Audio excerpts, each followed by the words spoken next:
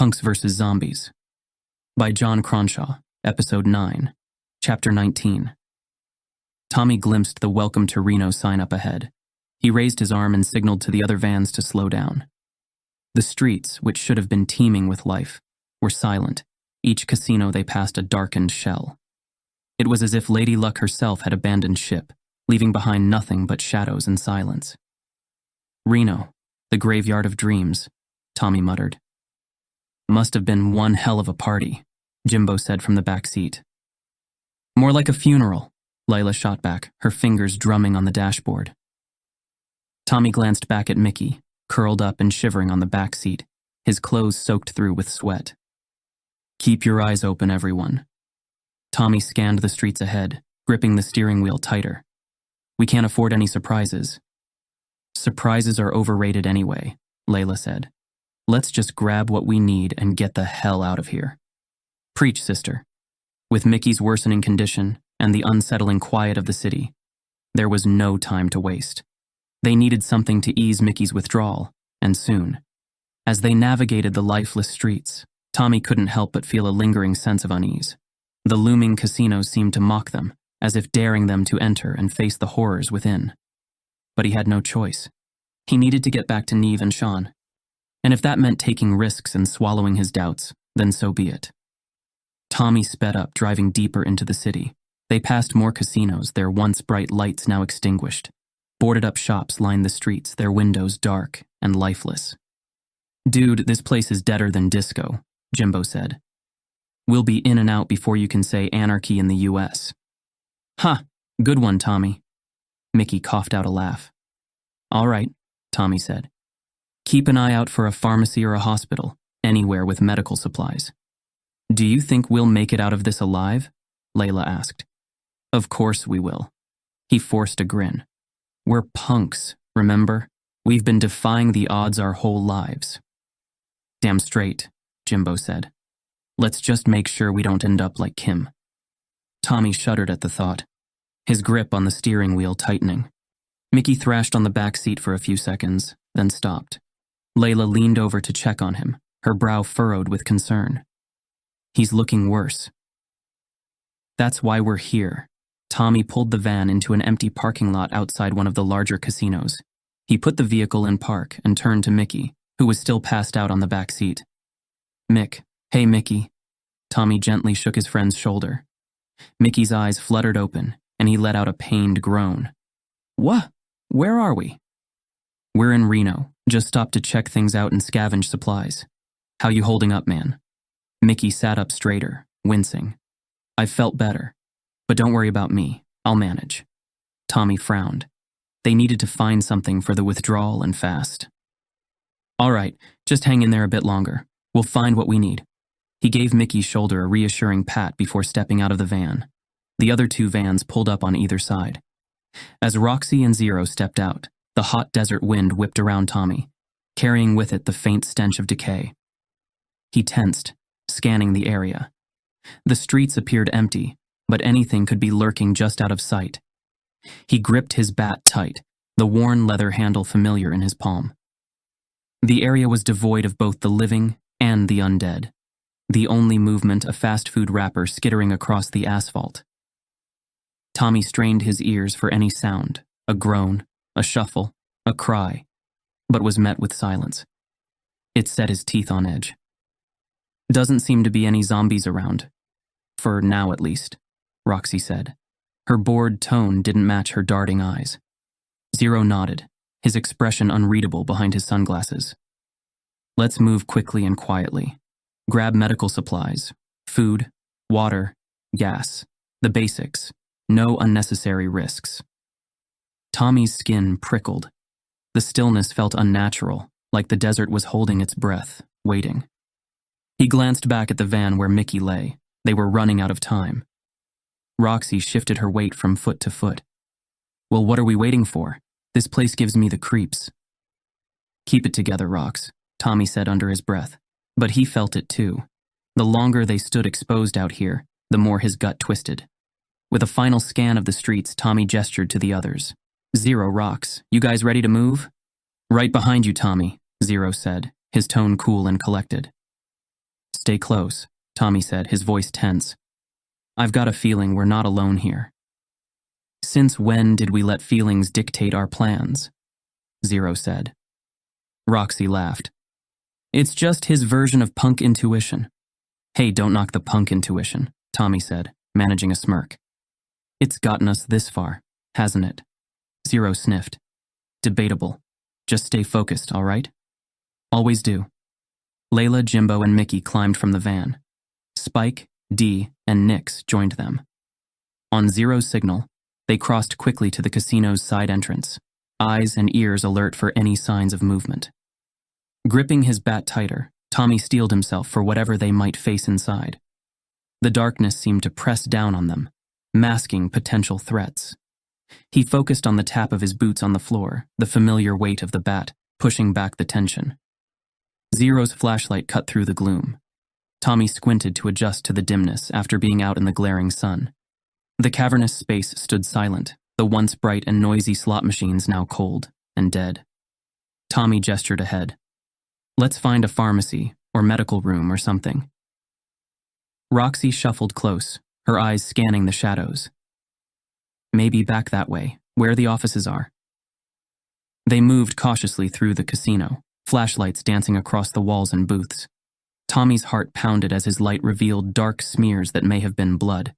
Someone had fought here, lost here. He quickened his pace. A raspy groan echoed suddenly to their left. Zero swung his light towards the sound as Roxy raised her machete, but the beam only illuminated a flickering slot machine.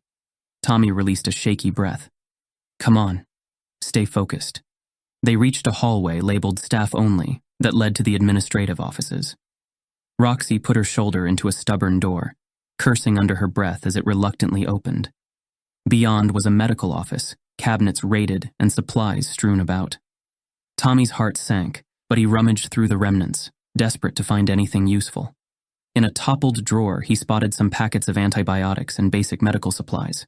It wasn't much, but it was better than nothing. Let's grab what we can find and get out of here, Tommy said. Roxy shoved packets and bottles into her pack as Zero kept watch. As they gathered the medical supplies, Tommy noticed a locked metal cabinet on the wall. He jiggled the handle, but it didn't budge.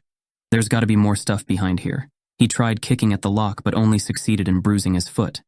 Damn it, this thing won't open. Layla shoved past him, tire iron in hand. She wedged the tire iron into the cabinet lock and pried with all her strength, letting out a string of curses. But the lock refused to give. No good. This thing is solid. Layla panted, wiping her brow. Zero stepped forward, rifle in hand.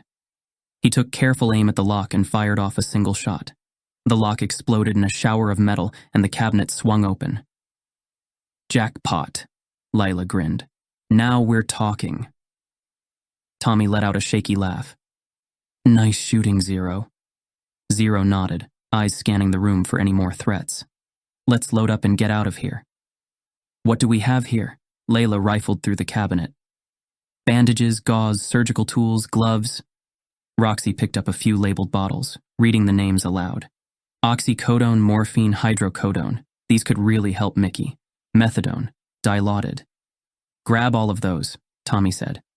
The stronger meds, too. We just need to ration them to Micky.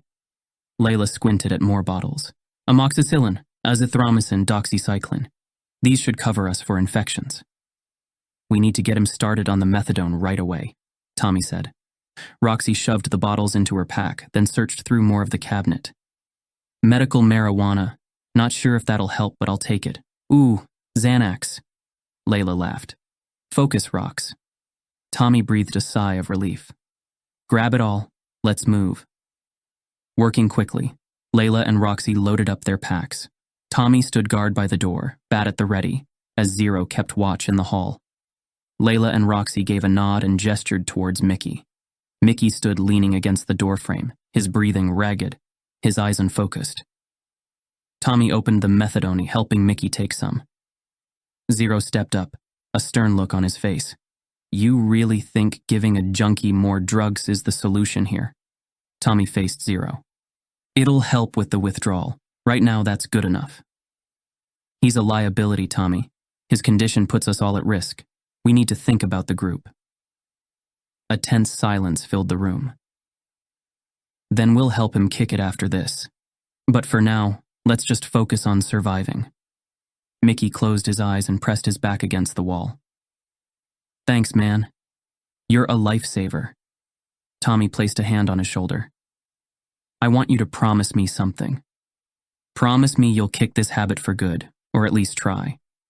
Sure thing, boss. Micky offered a weak thumbs up. Good man. He turned to the others. Let's get the hell out of here. Zero shook his head. I think we should keep looking around. But Zero fixed Tommy with a glare. This isn't a discussion. We've got what we came for. And I came here to find food. How are your supplies looking? Tommy shrugged. Whatever, man. You win. Chapter 20. Back outside, Tommy surveyed the available options, squinting at the decaying casinos that lined the streets like tombstones. One casino, less damaged than the others, caught his eye. Let's try this one. The sign above its entrance still read Jackpot in garish letters, though some of the bulbs were shattered. All right, everyone, let's go. And remember, we're here for food and medicine. Keep your eyes open and stick together. Oh, so you're still on your captain's trip, eh? Roxy said. Tommy locked eyes with her, jaw clenched. Got any better ideas? We just get what we need and go, Zero cut in. This isn't the time or place for a showdown. Tommy nodded. Taking a deep breath, he pushed open the heavy glass doors of the casino. They creaked loudly, echoing in the empty atrium. As the group entered, their eyes darted around the room, scanning for any potential threats. The casino's interior was dark, save for the glow of a few surviving neon signs. Its gaudy decor now covered in layers of dust and grime. Slot machines stood silent with their screens cracked. Poker tables lay strewn with scattered chips and playing cards. Tommy approached the bar, its shelves empty save for shattered glass and dried stains. He instinctively scanned for liquor, but caught himself. Instead, he rummaged through the cabinets beneath the bar, tossing aside rusty corkscrews and broken shot glasses. Damn, not even a moldy peanut. Wow, this place looks like a ghost town, Dee said. Jimbo snorted, more like a grave for gamblers' dreams. Tommy stopped and studied the layout of tables and machines. Hey, Zero. Zero glanced back, narrowing his eyes. I don't have time. It's not that. He gestured to the tables. Look. Zero inclined his head. What am I supposed to be seeing here, Tommy? The layout. It's almost strategic. It's like someone's trying to funnel people in a certain direction. Zero pushed out his bottom lip. I think you might be right. He turned to the others. Everyone. Let's be extra careful. I think this place might be a trap. Tommy leaned in close to Zero. Way to scare everyone. We need to be vigilant, Tommy. I make no apologies for that. It could be from when the outbreak first happened. You don't know if it's a trap or not. Exactly, we don't know. Jimbo slapped a hand on Zero's shoulder. Well, we always said we wanted to play in Reno. Didn't think it'd be Russian roulette. Man, this place is creepier than a Misfits album. Nix muttered, gripping his guitar-turned battle axe. Anyone else feel like they're being watched? Dee said. It's like we're at some twisted gig, waiting for the crowd to go wild. Focus, Tommy said. We're here for food and medicine. Tommy's right, Zero said. Stay sharp.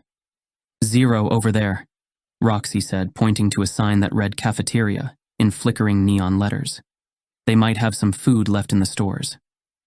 As the group approached the door, it was clear that someone had forced it open before them. The metal frame was twisted and bent, its edges sharp enough to slice skin. Tommy hesitated, his instincts screaming at him to turn back. He pushed the door open, wincing at the screech of metal. Inside, tables were overturned, food containers lay smashed on the floor, and the stench of decay hung heavy in the air. Tommy moved cautiously, avoiding the pools of congealed blood and gore that stained the floor tiles. Check the cabinets and fridges for anything still good, Zero said. Look for more first aid supplies too, Tommy said. Tommy, over here. Layla motioned him towards a small storage room tucked in the corner. I think I've found something. He joined her side, and a sudden noise stopped him in his tracks. Wait. Shh. Tommy strained his ears to pinpoint the sound. It was faint, but unmistakable. The low, guttural moans of zombies. Crap, Roxy said. What do we do? Tommy tilted his head. They're outside. Roxy's eyes widened. They're surrounding us. What do we do? Stay calm, Zero said. We grab what we can and get out fast. No heroics, got it? Right. Layla nodded. Let's do this. As they filled their bags with supplies, the moans faded. Tommy strained to hear. Sounds like they've passed. I think we're good, Zero said. Let's keep looking around, see what we can find. Tommy led the way back out of the cafeteria, his bat at the ready. He slipped around a toppled roulette table, its wheel frozen mid-spin. A crash came from across the casino. Tommy whirled, his eyes meeting Roxy's. She stood at a poker table, a cabinet half open, chips scattering around her boots. She glared at Tommy. If you've got something to say it. Just try and keep it down, yeah? Fine. Roxy slammed the cabinet shut. Tommy raised a hand. Settle down. He moved towards her. What's up? You don't want to know what's up. Is it Kim? She glowered at him. It's not Kim. Look. Tommy's voice softened. We're all feeling. I don't think you should be leading us. Tommy froze. Okay. You're making it up as you go along. Tommy's jaw clenched. They were all stumbling their way through this nightmare, trying to keep it together and stay alive. Maybe I am making it up as I go along, but so is everyone else in this godforsaken place. Someone needs to make decisions. If you think you can do better, you should step up. Roxy hesitated, her gaze sweeping over the others' faces. Silence hung heavy in the air. Finally, Zero stepped forward, his face a mixture of annoyance and determination. Fighting amongst ourselves isn't going to help. Tommy, keep leading. But Roxy, keep questioning, that's how we stay balanced. For a moment, Tommy considered arguing, but he knew Zero was right. They needed balance in this chaotic world, and Roxy's questioning kept them grounded. With a curt nod, he accepted Zero's words. Fine, Roxy said, her eyes never leaving Tommy. But I'm keeping my eye on you. Wouldn't have it any other way, Tommy said, a bitter smile tugging at the corners of his mouth. Oi, Tommy, Spike called out from across the room, holding up a dusty bottle of whiskey. Found something that'll take the edge off. Thanks, but no thanks. I'll stick to sorting out our little punk rock family drama, if you don't mind. Suit yourself. Spike shrugged, taking a swig straight from the bottle. But don't say I didn't offer. As the group resumed their scavenging, Tommy couldn't help but dwell on the precarious nature of their alliance. Hey, Tommy, heads up. Jimbo tossed a can of beans towards him. Looks like we're eating like kings tonight. Tommy caught the can deftly in one hand. Huh, nothing says punk rock, quite like canned beans. Very post-apoc, dude. Let's load up the vans and hit the road. We'll find a safe place to hole up and regroup. Sounds like a plan, Zero said. As they moved towards the doors, Layla sidled up to Tommy. For what it's worth, I'm still on your side, Tommy. Micky, too. Thanks, that means more than you know. Her mouth twitched. Tommy stopped. What is it? You've been doing your best, and we all appreciate what you've been doing. But do you think Roxy has a point about your leadership? You too, Layla. Even you think I'm not cut out for this? I didn't say that. I asked if you think she has a point. There's a difference. He let his gaze wander around the decaying casino, taking in the other band members as they sorted through their scavenged loot. Maybe she does. Maybe I'm not the best person for this, but who is? He made a brisk nod towards Zero. Him? Layla touched his arm. We've survived this long under your lead. You must be doing something right. All right. Let's see what the others are doing. He narrowed his eyes at the others huddled together. Not sure I like them whispering about me. You don't know that. Tommy cocked an eyebrow. You sure about that? Layla gave a shrug and marched ahead. Tommy joined the others as they gathered around a blackjack table, its green felt now a makeshift inventory space. Roxy sorted through more medical supplies. She glanced at Tommy, then looked away. What did we get? Tommy asked. We got water, Jimbo said. Whiskey, chips, chocolate. Tommy clapped him on the back. Good work.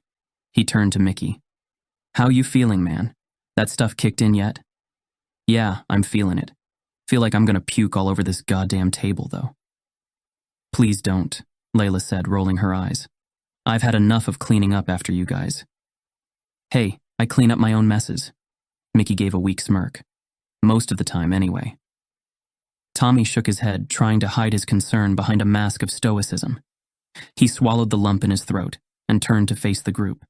We've been through hell together, fought tooth and nail to survive. There's been some questions raised about some of my decisions. But I'm trying to get us through this in one piece. I can't promise we'll make it. But I swear, I'll do everything I can to keep us alive. Touching speech, Roxy said. But actions speak louder than words, and so far your actions haven't exactly inspired confidence. None of us asked for this, Roxy, Layla said, her voice soft but firm. Tommy's been doing his best, just like the rest of us. All right, enough, Zero snapped, slamming a fist onto the blackjack table. The sound echoed through the casino, followed by a tense silence. We don't have time for this crap. Let's get these supplies loaded and get the hell out of here. Zero took charge, directing the band members to gather their scavenged items as efficiently as possible. Tommy, Layla whispered as she approached him, her expression unreadable. Just be careful, okay? Always am. He forced a grin that felt more like a grimace. A sudden bang echoed from deep within the casino, followed by a chorus of guttural moans. We need to leave, Zero said, hefting his pack and grabbing his rifle. Tommy spun towards the source of the commotion. Shuffling figures lurched out of the shadows, too many to count at a glance. Oh crap. To be continued. Thanks for listening. Please subscribe so you don't miss the next episode of Punks vs. Zombies. You can find out more about John Cronshaw and his work by visiting johncronshaw.com. Punks vs. Zombies is copyright John Cronshaw and Wyvern Books Limited. All rights reserved. This is a work of fiction.